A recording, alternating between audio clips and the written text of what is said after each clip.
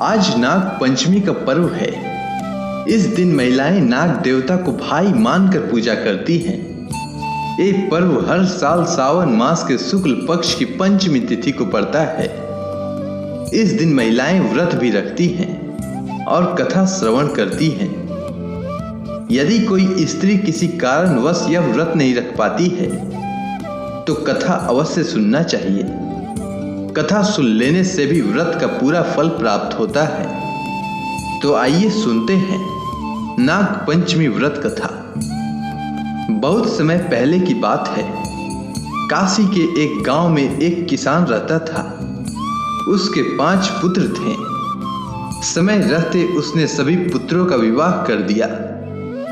सबसे छोटे पुत्र की पत्नी बहुत रूपवती, दयालु और चरित्रवान भी थी, परंतु उसके मायके में कोई भाई नहीं था। इसीलिए जब सभी गोतनियों का भाई आते थे तो उसे अपना भाई न होने का एहसास होता था और मन ही मन कहती कि काश मेरा भी कोई भाई होता जो मेरे लिए भी बहुत सारा सौगात लेकर आता। एक दिन किसान की सबसे बड़ी बहू ने घर लिपने के लिए पीली मिट्टी लाने के लिए सभी बहुओं को साथ चलने के लिए कहा। तो सभी ने डलिया और खुरपी लेकर मटखान की ओर चल पड़ी और मिट्टी खोद ही रही थी कि तभी वहां एक नाग नजर आया, जिसे देखते ही बड़ी बहू ने खुरपी से मारने की कोशिश करने लगी, पर सबसे छोटी बहू ने उसे नाग को मारने से रोक दिया और बोली, दीदी, हमें किसी निरपराध की हत्या नहीं करनी चाहिए। और फिर नाग मटखान के एक तरफ जाकर बैठ गया। तब छोटी बहू ने नाग से बोली, भैया, आप यहां थोड़ी देर रुकिएगा, मैं आपके लिए दूध लेकर आती हूं। नाग ने भैया शब्द सुनकर बहुत प्रसन्न हुआ और सहमति में सिर हिला दी। फिर छोटी बहू ने घर जाकर झट से नाग देवता के लिए दूध लेकर आई और नाग देवता को पिलाते हुए बोली, भैया, क्या आप मेरे भाई बनना पसंद करेंगे, क्योंकि मेरा कोई भाई नहीं है। तब नाग देवता प्रकट होकर बोले, हाँ बहन, क्यों नहीं, केवल भाई ही नहीं बनूंगा बल्कि भाई का फर्ज भी निभाऊंगा। यह सब होते देख छोटी बहू को बहुत प्रसन्नता हुई और नाग देवता को प्रणाम की और फिर अपने घर वापस लौट आई। कुछ समय बीत गए। उधर नाग प्रतिदिन रात्रि में आकर अपनी बहन को खिड़की से देखकर चला जाता और यह महसूस करता कि मेरी बहन का आर्थिक स्थिति कुछ ठीक नहीं है, पर सोचता कि आखिर मैं इसकी मदद करूं भी तो कैसे करूं। तभी उसे कुछ दिमाग में आया और मन ही मन प्रसन्न हुआ और सुबह होने का इंतजार करने लगा। सुबह होते ही वह मनुष्य का रूप धारण करके उसके घर पहुंच गया और बोला कि मैं अपनी बहन को विदा कराने आया हूं, इसलिए आप लोग कृपा कर मेरी बहन को मेरे साथ जाने की आज्ञा दीजिए।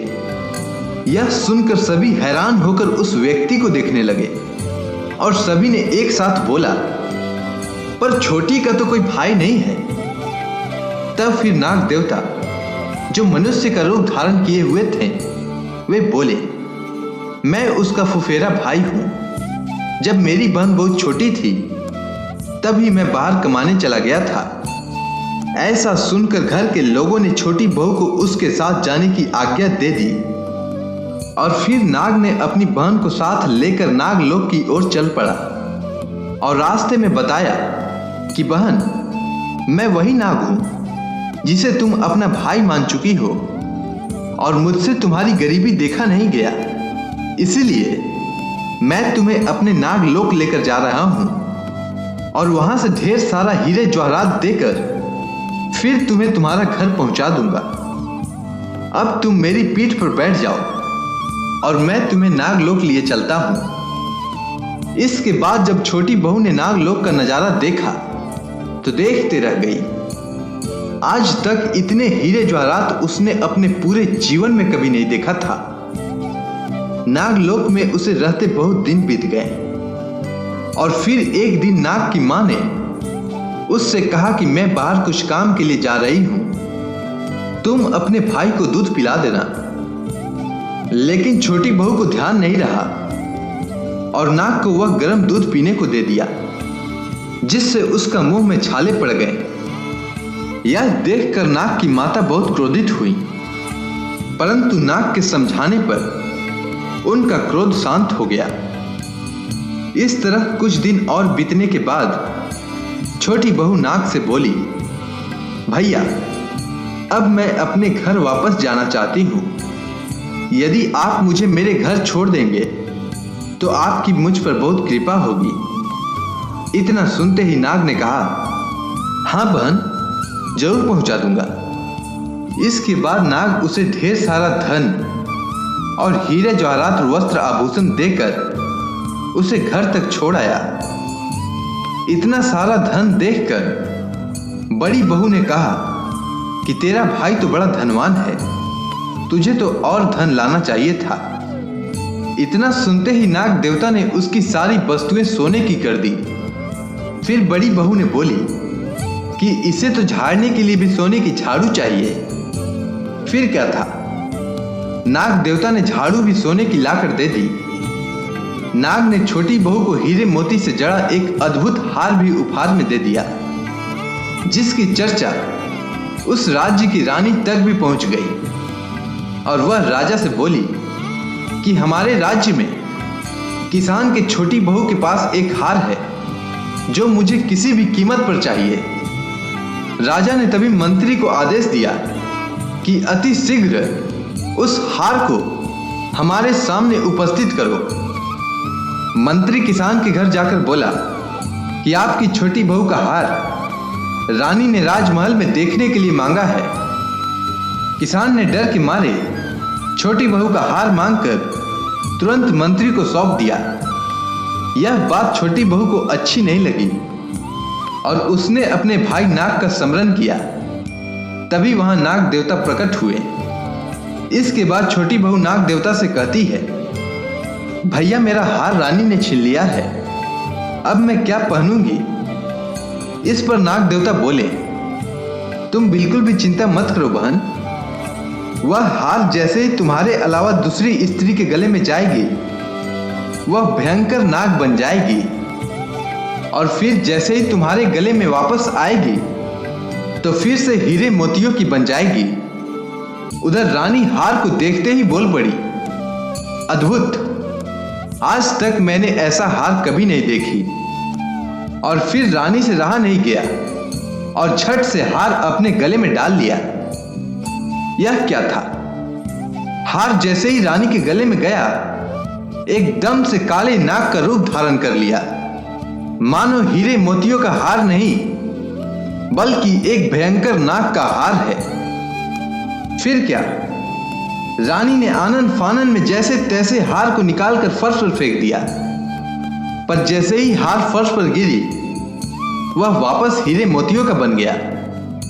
यह सब देख राजा ने उस किसान और छोटी बहू को तुरंत बुलाया और छोटी बहू से बोला, तूने इस हार में क्या जादू किया है जो रानी के पहनते ही काला नाग बन गया। मैं तुम्हें इस बात के लिए कठोर दंड दूंगा। तब छोटी बहू ने राजा के सामने हाथ जोड़ते हुए बोली, महाराज, मुझे क्षमा करें, पर यह हार मेरे मुंह बोले भाई नाग ने मुझे उपहार में दिया है, जो मेरे गले में तो हीरे मोती का हार बन जाता है, पर दूसरे के गले में जाकर भयंकर काला नाग बन जाता है। यह सुनकर राजा ने उसे हार पहनने के लिए बोला। फिर इसके बाद छोटी बहू ने उस हार को अपने गले में पहन लिया। इस बार हार उसके गले में हीरे मोती का ही हार रह गया। यह देख राजा को विश्वास हो गया और उसने प्रसन्न होकर उसे ढेर सारा मुद्राएं पुरस्कार में देकर आदर सहित छोटी बहू को उसके घर भिजवा दिया। इधर छोटी बहू के पास इतना सारा धन देखकर बड़ी बहू को ईर्ष्या होने लगी और वह छोटी बहू के पति का कान भरने लगी कि तुम्हारी पत्नी के पास अचानक इतना सारा धन कहां से आया। जरा दिमाग लगाकर सोचो, यह सुनकर छोटी बहू के पति ने अपनी पत्नी से पूछा, सच सच बताओ, तुम्हारे पास इतना सारा धन कहां से आया? और वह व्यक्ति तुम्हारा कौन लगता है जो इतना सारा धन देकर तुम्हें यहां तक छोड़ गया? यह सब बातें नाग देवता सुन रहे थे और नाग देवता अपनी मुंह बोली बहन को फंसता हुआ देखकर साक्षात प्रकट होकर बोले, खबरदार, जो कोई भी मेरी बहन के आचरण पर शक करेगा मैं उसे जीवित नहीं छोड़ूंगा। यह सब देख छोटी बहू के पति को विश्वास हो गया और उसने नाग देवता का बहुत सेवा सत्कार किया और गाय का कच्चा दूध उनके सामने रखते हुए आग्रह किया कि हे नाग देवता, यदि आप हम सभी परिवार पर प्रसन्न हैं तो मेरा दिया हुआ कच्चा दूध पीकर हमारे घर और हम लोगों का मान बढ़ाइए। इतना सुनते ही नाग देवता ने गाय का कच्चा दूध ग्रहण किया और बोले कि आज मैं बहुत प्रसन्न हूं, क्योंकि आज सावन मास के शुक्ल पक्ष की पंचमी तिथि है और आज के दिन तुमने मुझे दूध पिलाया है। इसी तरह आज के दिन जो भी नाग पंचमी का व्रत रखेगा और नाग पंचमी व्रत कथा सुनेगा, उस व्यक्ति पर हमारी सदा कृपा बरसती रहेगी। मान्यता है कि तभी से सावन मास के शुक्ल पक्ष के पंचमी तिथि को नाग पंचमी के व्रत के रूप में मनाया जाने लगा।